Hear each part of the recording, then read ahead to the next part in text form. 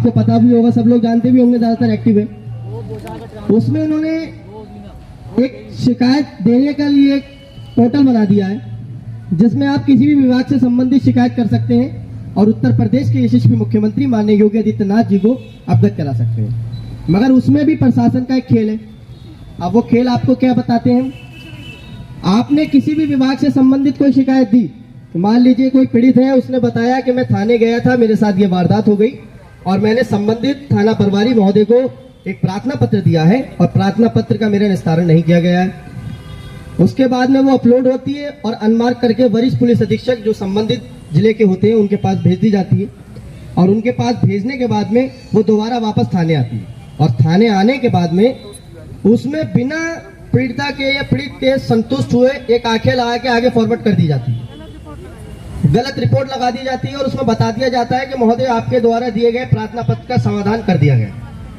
अब मैं, आप सब मीडिया के साथी हैं, मैं भी मीडिया से ही हूँ, तो मैं उत्तर प्रदेश के यशस्वी मुख्यमंत्री माननीय योगी आदित्यनाथ महाराज जी से ये पूछना चाहूंगा कि जिसने शिकायत करी, जो पीड़ित है, जो परेशान है, जिसकी समस्या का समाधान नहीं हुआ है, उनके ही नंबर पर समाधान करते हुए का मैसेज भेज दिया जाता है, इसकी आंखें नहीं ली जाती है। तो इसलिए सबसे पहले तो मैं ये कहना चाहूंगा कि उत्तर प्रदेश के यशस्वी मुख्यमंत्री माननीय योगी आदित्यनाथ महाराज सबसे पहले संबंधित थानों में कैमरे लगवाएं और कैमरों के साथ साथ उसका डायरेक्ट अटैचमेंट अपने सीएम आवास से करें, जहां से डायरेक्ट प्रशासन पर नजर रखी जाए और डायरेक्ट उनके बारे में चेक किया जाए।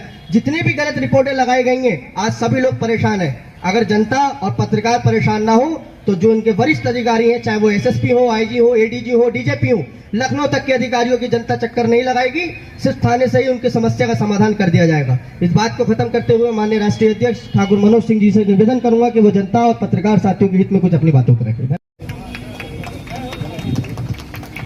यह पत्रकार एकता महाआंदोलन एवं सम्मान समारोह जो आयोजित किया जा रहा है, ऐसे ही नहीं किया जा रहा है। वास्तव में पत्रकार सताए जा रहे हैं। डॉक्टर सोनी शर्मा जी मंच पर उपस्थित हो। डॉक्टर सोनी शर्मा जी मंच पर उपस्थित हो। कोई भी समस्या, इनकी समस्याएं, भाई ये तो सबकी समस्या सुनते हैं, लेकिन इनकी समस्या कोई सुनने वाला नहीं है। बात आई अगर नीलम सिंह की, तो ये बात बिल्कुल कटु सत्य है कि आज से 1 साल पहले नीलम सिंह के पिता स्वर्गीय राम सिंह की हत्या हो गई थी और मैं ये अच्छी तरह जानता हूँ, अभी तक अपराधी गिरफ्तार नहीं हुए। पुलिस ने सिर्फ एक आदमी को गिरफ्तार किया, वो भी विकास सिंह नाम के आदमी को, और बाकी लोगों को छोड़ रखा है। एक बार जोरदार तालियां जी के लिए। हम सभी पत्रकार साथियों से यह अनुरोध करते हैं कि आज नीलम सिंह के साथ हुआ है, कल आपके साथ भी हो सकता है। इसलिए सभी भाई कंधे से कंधा मिलाकर चलें और इस महाआंदोलन को आज प्रभु श्री राम की नगरी में हो रहा है, तो कल प्रदेश और देश में भी होने की संभावना है। धन्यवाद। जय हिंद, जय भारत। अगर आप पत्रकारिता क्षेत्र में हैं तो निश्चित रूप से आपको बेबाक होना चाहिए और पूरी तरह से निर्भीक होना चाहिए। जब तक आप निर्भीक नहीं रहोगे तब तक आप जन समस्याओं के लिए नहीं लड़ सकते।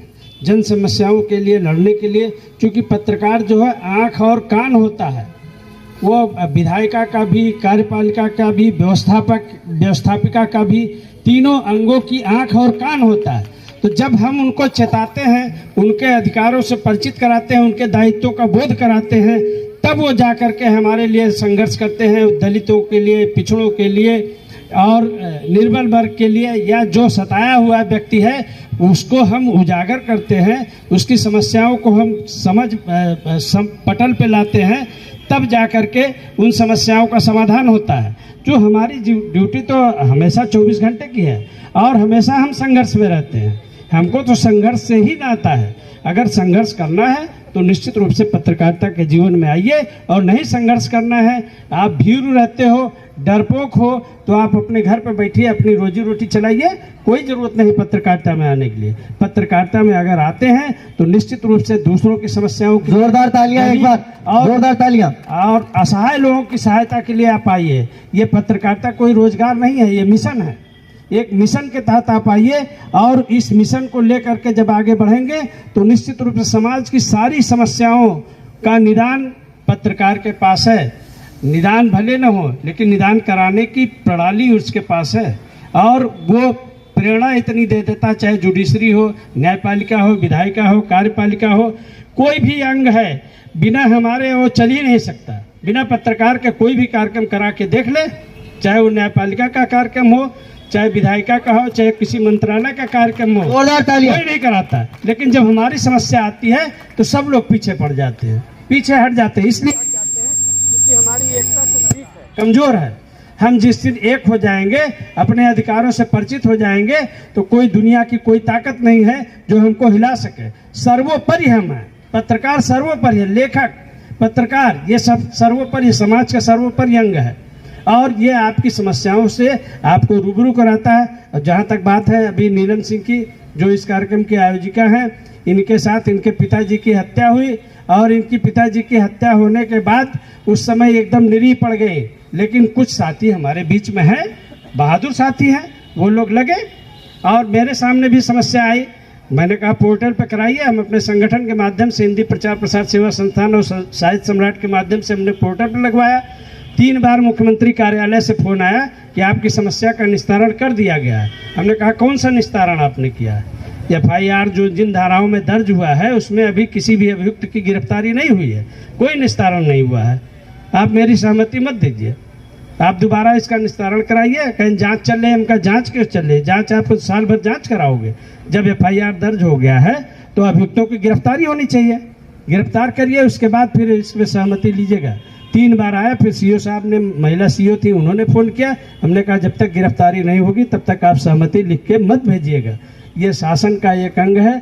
वो लोग करते क्या हैं, जैसे आप जागरूक हैं तो आपसे पूछा जा रहा है, नहीं जागरूक होंगे तो वैसे आपका जो है समस्या का निस्तारण कर दिया जाता है। जैसा कि अभी भाई साहब बता रहे थे कि समस्याओं का निस्तारण हो जाता है।